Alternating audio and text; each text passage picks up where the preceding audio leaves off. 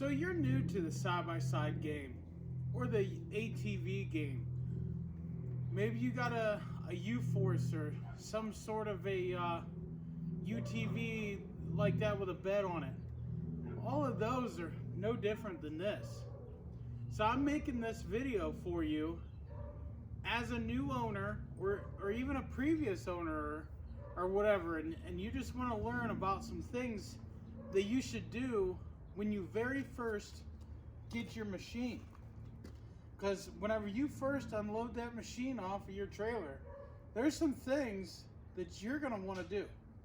The very first thing you should do is go pick you up a grease gun and plenty of grease to go with it. I'll have links down below in the description as to where you can get a grease gun like mine. These grease guns are cheap. I paid 25 bucks for this one. You can find them on Amazon for cheaper than that.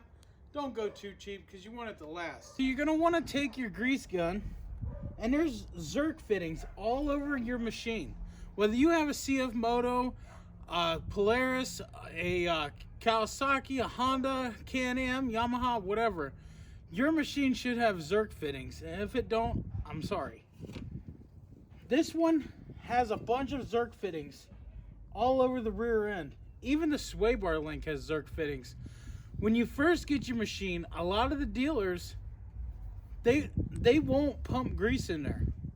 They'll let the stuff wear out so you can bring it back and let them replace it. Not me. I'm going to show you how to save time and money and a hassle, because a lot of times some of that stuff's not covered under warranty. Pump it full of grease. Make sure you can see grease coming out of there. And keep watching the channel here, because I'm going to go over in the next couple of days on how to properly grease your wheel bearings. FYI, you don't pump them full of grease. We're going to do a how-to video on how to get that done. Now, the next thing you're going to want to do is check your oil. Make sure your oil's full, make sure your coolant's full, make sure your brake fluid's full.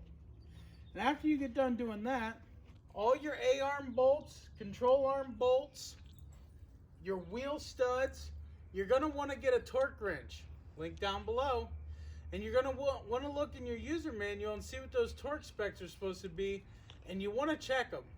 And I'll tell you why I say this. I bought a brand new 2017 Kawasaki brute force four-wheeler. I brought it home, offloaded it off of my trailer, and went to put it in my garage. 4 lug nuts on the one rear wheel was completely loose to the point where I noticed it just looking at it. So after you've done all that, you're gonna want to upgrade your factory air filter. Factory air filter, especially in these CFMOTOs, is garbage. Don't run the factory air filter. Don't do it, because in a few miles you're going to be complaining about it sucking in dirt into your engine. I've seen the factory air filter cause so many engine failures, it's not even funny. In the 800EX, and it fits most other machines, is the UP6229 AST. I have a video on how to do that. I also relocated my air box because it sucks in too much dirt where the intake is. I have not cleaned this filter. I check it constantly. I have not cleaned this filter in 1,800 miles.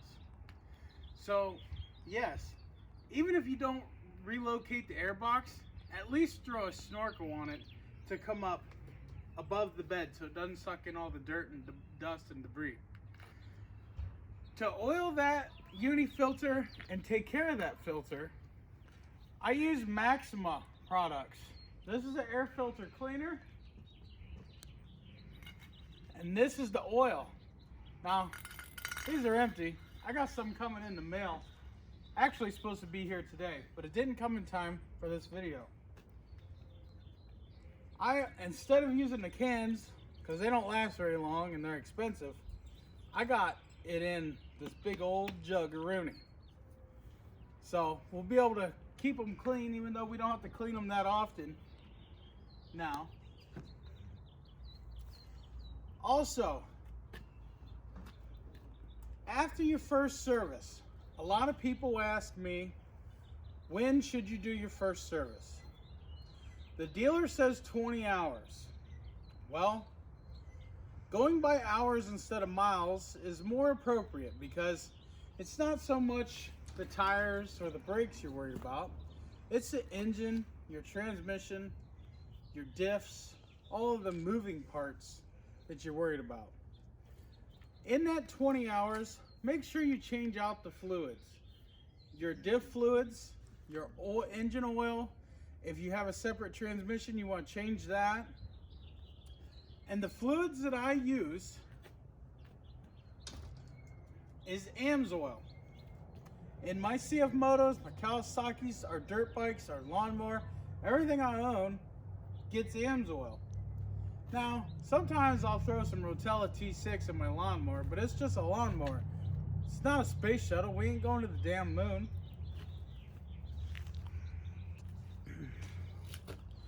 I use SAE 10W40 motor oil for ATVs and UTVs.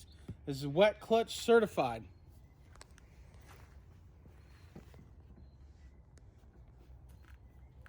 Normally, I would point you in the direction of the severe gear, but the shit's junk.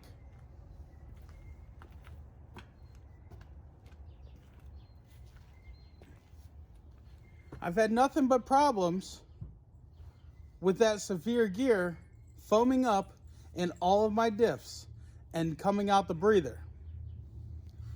I have tried multiple different brands for in the diffs.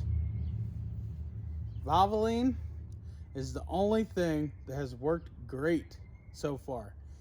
My temps, I take a temp gun with us because we ride the roads a lot. I take a temp gun with us and always checking temps on our machines. This has by far been the coolest running.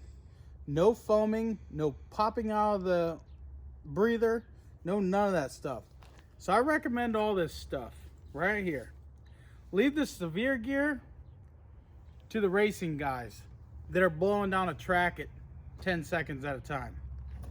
Not for running in your ATVs. I hate to say that. I love you, Amsoil, but your gear fluid, it's not good in our ATVs. If you see this light come on, it's 1, 2, and 3. It's right next to the triangle. 1, 2, third light. It's actually your fuel injector light. It comes on and stays on and or flashes. You need to take your battery and have it checked. This just happened to me the other day. And I posted in the groups wondering about it because I never seen it just stay on. I've always seen them flash. I was talking to my neighbor down the road there and I turned the machine off, but then we were gonna leave, so I clicked it on. I'm a talker. So I talked to him for another 15, 20 minutes or so. I fired up the machine and drove it here. The whole time that light was on. And I'm freaking out, like, what the heck? What the heck? Checked my battery voltage, and it was low. Charged it up, drove it, fine now. And as an automotive technician, bad batteries cause that type of problems in vehicles. So I kind of knew where to look, but I didn't know that that light actually showed a problem. In cars, we're not so lucky. So just charging your battery up and checking the voltage is not the way to do it, because a junk battery can still hold 12.5, 12.8, 13.2, etc. voltage. You need to check the cranking amps. Mine's all good to go now. It was just because I did that and the radio was on, all the lights were on, everything was running. So it was a lot just pulling that battery down, and then the system picked it up. So keep that in mind, guys. I hope that little tip helped you. Don't freak out. It might just be as simple as a garbage battery.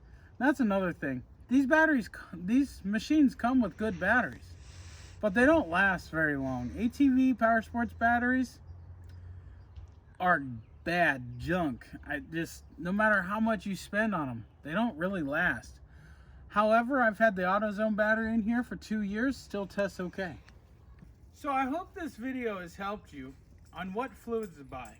And if anybody tells you to use Rotella T6, listen, I'm not talking smack on Rotella T6. It's great oil, but it has its place. Side-by-sides and ATVs are not it. Now, if your engine didn't have a transmission built into it with gears and all of that, I would say go for it. But since these have wet clutches, these 800s do, they have wet clutches inside, they got transmissions inside, I feel that Rotella T6 does not have a home in my engine. Now, I'm not telling you to go get Amsoil, but what I am telling you to do is go get an ATV, UTV oil, or even a good motorcycle oil. It'll work just the same. But stay away from that cheap Rotella T6 for your machines like this. Save that for your cars, trucks, your lawnmowers, or any machine for that matter that don't have a transmission inside the crankcase, because there is a such thing as shear strength of an oil. And if the oil can't withstand the shear strength for the gears, it can ruin the gears. I also want to mention that if you are wanting to go Amsoil and put good oil in your machine, get it from Amsoil.com. It is cheaper, way cheaper. Dealers want like $16 a quart. No. Redneck Garage would never send you somewhere to overpay for something. Dealers, if you're listening, get off the crack, because you can get that oil from www.amsoil.com for $8 a quart. These machines take 3 quarts. Add that up. It costs less than buying Rotella T6. Mic drop. Boom.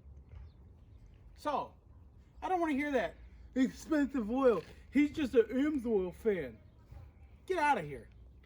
I buy it from Amsoil.com and get it for $8 a quart. Now, to get it for $8 a quart, you have to sign up for their yearly subscription, however you say it, and it's $10 or something like that. So I signed up for the whole year, and I stock up on fluids. I don't just buy 1 quart from them. I buy cases and have it stocked here in my garage for any time that I need oil for any of my toys. Now, I understand oil ain't cheap, buying it bulk like that, you know, but you get it cheaper when you buy it in bulk, and you get it cheaper when you do their subscription. So enough about Amsoil. I think you guys got the hint. I thank you guys for watching. I really sincerely hope this helps you. And if you'd be so kindly to like, share, and subscribe. Let all your friends know that Redneck Garage is not here to sell you anything. I'm only here to take your likes and your subscribes. That costs you $0. But let everybody know that I'm here to steer you in the right direction, and I will always steer you away from the guys that are overcharging. And yes, I stay on top of it in all the groups. CFMOTO, Kawasaki, all of them. I stay on top of it, and I can see the guys that are overcharging and pushing their name just a little too much. So, with that being said, if there's any dealers out there who are actually fair guys, I know a few. John Hester is one of them. Super awesome dude. Not overpriced, doesn't jack up anything. Very fair. I understand you're going to pay a little bit more supporting the dealer, and that's good to do. They got bills to pay, they got food to eat, they got kids to feed, they got wives to keep happy. It's all true. Okay, so if you can get it on Amazon for $8, but you can get it at the dealer for $10, buy it at the dealer, will you? Support the dealers if you can. But I'm sorry, dealers. Everywhere I've checked, $16 a quart for oil? No. not when I can get it from the manufacturer for far less. Anyway, guys, thanks for watching. Peace out and God bless. We'll see you in the next one. Stay tuned for that how-to grease bearing video. Thank you.